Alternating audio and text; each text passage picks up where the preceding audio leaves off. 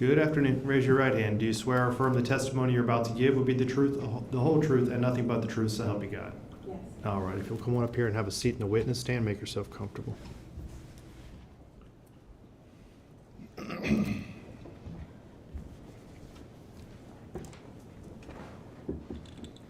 Counsel, you're a witness.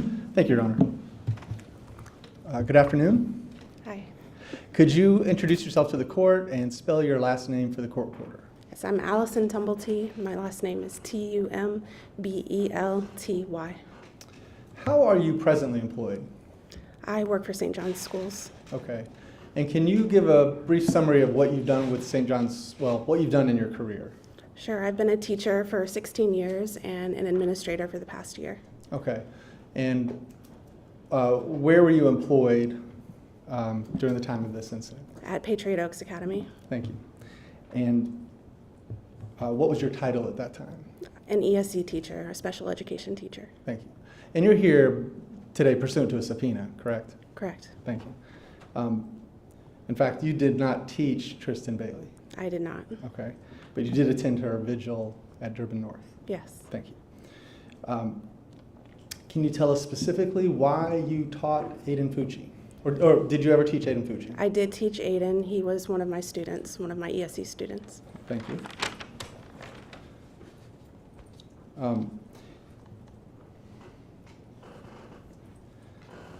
And how did you work with Mr. Fucci? So I worked with him in the classroom, so in his English and in his math classrooms. We worked on writing and reading, math, things like that. Okay. Did you ever see Mr. Fucci to have a vape in school? No. Did you ever see him with knives? No. Did you ever observe him to get sort of down about his schoolwork? Sometimes, yes. There were days that he didn't want to do work, or he wasn't as receptive to working. Fair enough. How would you describe how he worked when he was alone? He worked well in one-on-one or in small groups. He was very receptive to getting additional help. Okay. And is that what your role was? Yes. To provide that additional help? Yes, it was. Can you sort of elaborate on that? How did that work in the school? Sure. We would scaffold the material, so a teacher might give an assignment and then we break it down, or I'll sit with him, give him some guidance, clear up some of the steps. Okay. And did Aiden's grades improve working with you? On assignments that we were able to work on together, yes, he would show improvements. Okay. Can you tell the court what an IEP is? Yes, an IEP is a document that it's a plan for a student who needs additional help in school, works on specific goals in order to close an achievement gap. Okay. And did Aidan Fucci have an IEP? Yes, he did. And were you the case manager in creating that I was. IEP? Yes.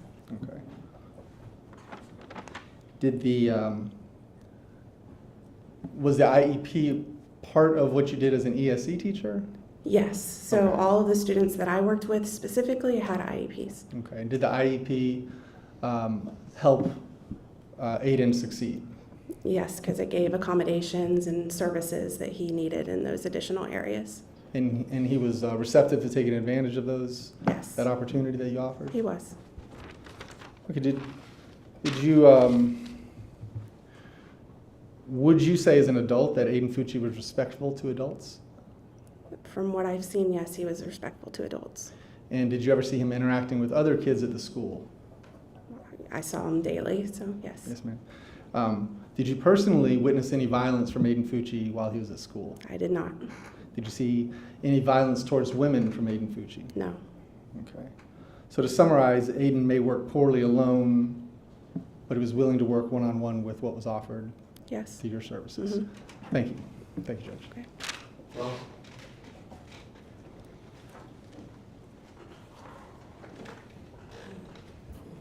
Good afternoon, Ms. Tumblety. Hi.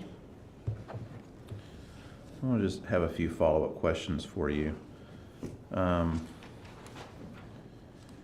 Isn't it correct that Aidan Fucci was a capable student, but he lacked motivation? I would agree with that, yes. Okay. So he had the ability to succeed, but oftentimes would be less than motivated to do the work that was asked of him. At times, yes, but he did also need some accommodations and he needed some scaffolding or assistance. Right. And a lot of times you have students that they don't do well, correct? True. And that they make poor grades, and these IEPs they're considered ESE students. They're placed and they're given these IEPs, and that's to help motivate them. To help motivate them can be part of it, but it's also to help teachers understand how to best work with them. Go ahead. No, go ahead. I was just going to say it gives them accommodations, like maybe they might need extra time or small groups, things like that. And just because somebody's classified as an ESE student doesn't mean that there's any particular cognitive disabilities or anything like that. They just need Not some extra help. necessarily. IEPs cover a lot of different things. So a cognitive disability would be one, but it was not in Aiden's case, no. That was not in his case, correct? Correct. All right. You were asked some questions about sort of how he treated other individuals. Isn't it true that there were times where he got in trouble for arguing at school? I don't know any specific instances. I know that there were things that happened. I don't know any specific things.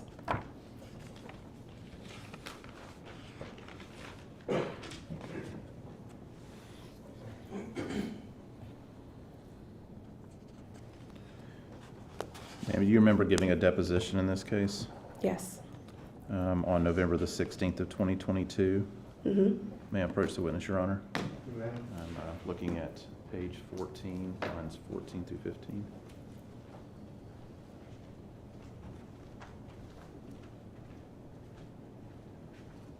Take a look at that highlighted passage. Mm-hmm. Don't read it aloud, but just take a look at it, read it to yourself, and tell me if that refreshes your recollection.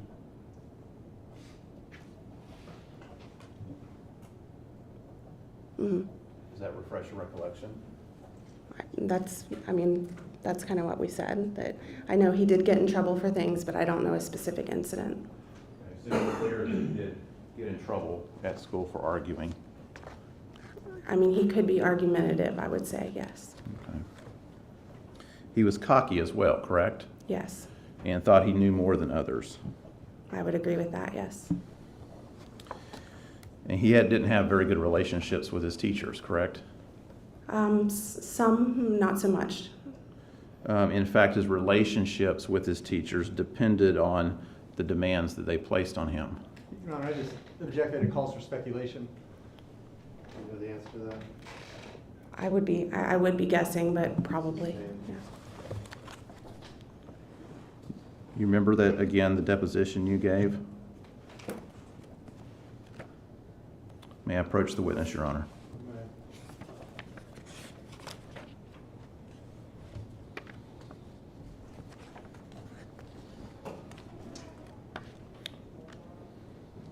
Starting with page 35, line 20, going on to page 36, line 2.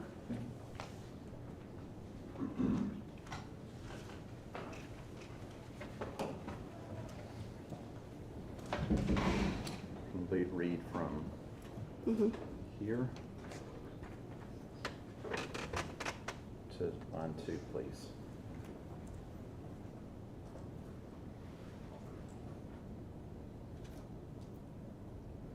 Mm-hmm.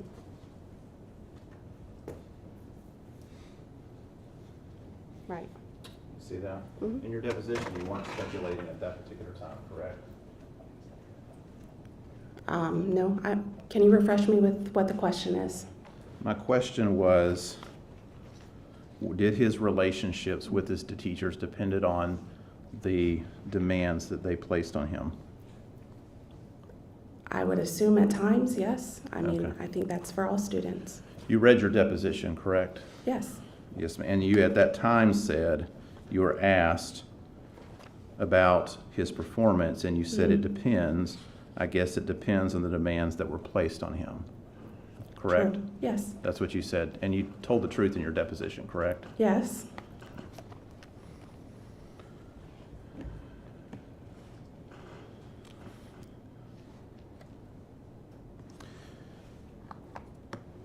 Now, as his ESC teacher, you spent a good deal of time with him, correct?